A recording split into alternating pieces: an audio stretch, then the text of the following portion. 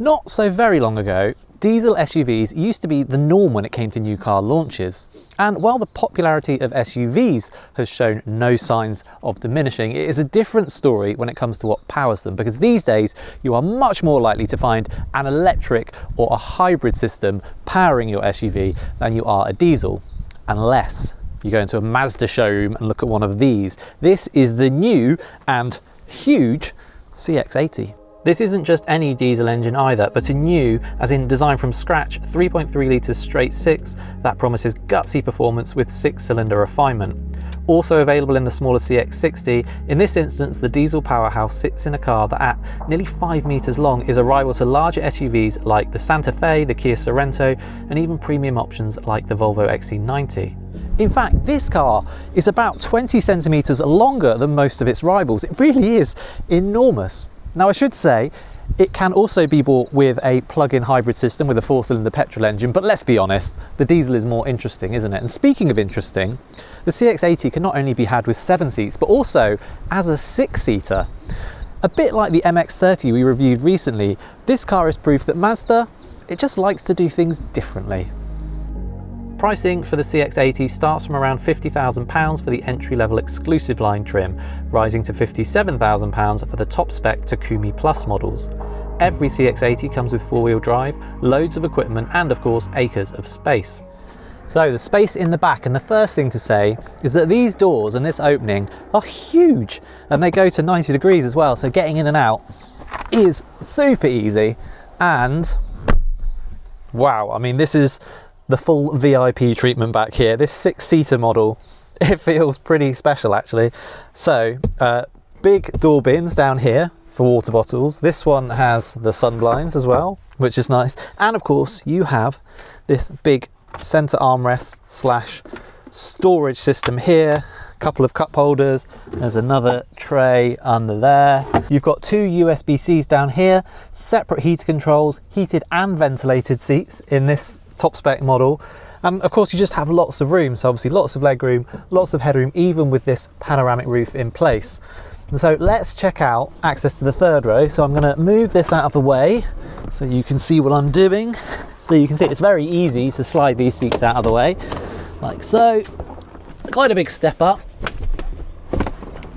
Now these seats obviously are not like the front seats, they're not as big as that. This one, I mean, it's it's a bit tight back here, but it's okay. The main problem actually is that your feet don't have much room underneath the seat in front of you, but the actual legroom's okay. As with all these 7-seat SUVs, your feet are up quite high, but you know, I've got a couple of cup holders, I've got a USB-C, I've got heating vents back here, which is nice, and just about enough headroom for me at 5'11". It's the same story that we always say.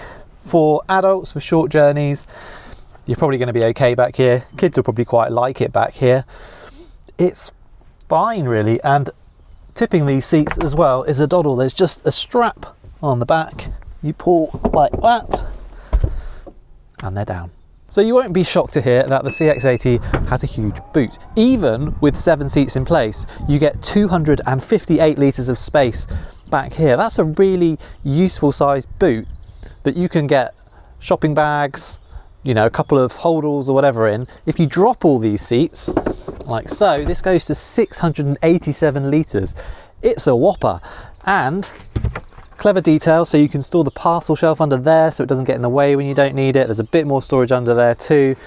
It's just a very, very practical vehicle. I mean, you'd hope it would be, wouldn't you, given the size of the thing, but it really does tick all the boxes. All versions of the CX-80 are well equipped too, with even base models featuring a 12.3-inch touchscreen with wireless Apple CarPlay and Android Auto, triple zone climate control, a head-up display, and a comprehensive suite of safety systems. As we have come to expect from Mazdas, the interior of the CX-80 feels really quite premium and actually pretty special. This is a top spec Takumi model, so you get this light coloured leather, you get this light wood, not 100% convinced on the light wood, but it's a bit different. You also get this cloth across the top here with this stitching detail. It all just feels different and it feels very high quality. In fact, no matter what version of the CX-80 you get, the fundamentals like that solid thud when you close the door, or just the robust feeling to all the controls. It's all there. It just gets the basics right. The design looks smart, the materials look and feel good, all of the panels line up nicely, you get a bit more cloth on the door handles here, and it marries all this with actually just really good fundamentals. So decent amount of storage, you've got some under the armrest, you've got your cup holders there, you've got a wireless charging pad here, glove box is a good size, and look, physical heater controls, physical buttons on the steering wheel, stalks that do what you expect them to do, even proper controls for the door mirrors and 4 separate window switches.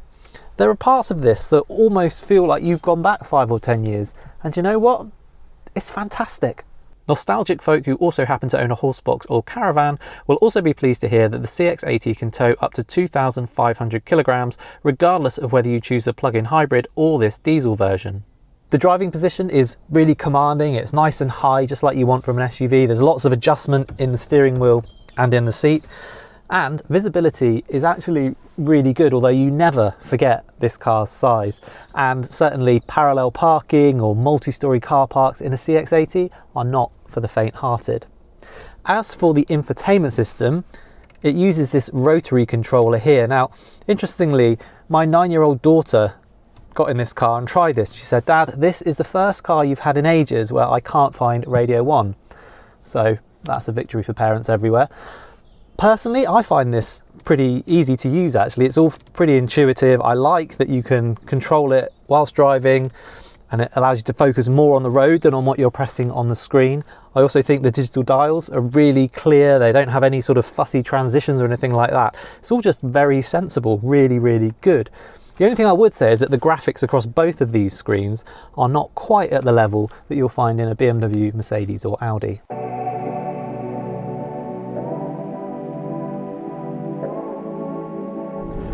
Well, it's definitely a diesel. A refined, growly, powerful diesel, yes, but there is no getting away from the fact that this thing sips diesel for breakfast. Mind you, if it has had its fill of diesel for breakfast, it won't need it again for lunch or dinner, because a fully fueled CX-80 diesel will do around 700 miles from a tank of fuel. And on the motorway, you can expect around 50 miles per gallon, which for a car of this size is really impressive. Now around town, that's going to drop to around 35 miles per gallon. Not bad, again, for a car of this size. And it's interesting, isn't it, that diesel really is the opposite to an EV when it comes to where it's efficient. An EV, really efficient around town, less so on the motorway. A diesel, the opposite. So you really do need to think about the sort of driving you do when you are choosing which powertrain to go for. Of course, if your driving favours urban miles, then there's always the plug-in hybrid CX-80 with its 2.5 litre petrol engine, electric motor and 17.8 kilowatt-hour battery, which is good for an official electric-only range of up to 38 miles between charges. I think you'd get the diesel though, wouldn't you? Because really, if you're looking at a plug-in hybrid 7-seater SUV, there are so many other cars you would want to consider, whereas if you go for a diesel, and one with more than 4 cylinders at that, the CX-80 is kind of in a class of its own, unless you spend a lot more and get something like a BMW X7. Now the engine itself is a 3.3 litre. It has 249 horsepower. It will get from 0 to 62 in 8.4 seconds. It definitely prefers to be sort of a refined, wafty powertrain, but if you do need to hurry it and put your foot down, I mean, it's got some go, it really has. And the gearbox is similar. It's an 8-speed auto, and again, it prefers just to make unhurried progress. But if you want to go a bit quicker, you know, you can pop it into sport mode. You can even use the paddles on the steering wheel.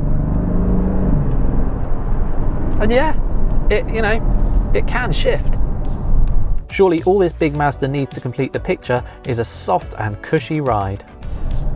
And yet, I'm not sold on the way the CX-80 drives, and it's almost entirely down to the way the car rides. It's just too abrupt.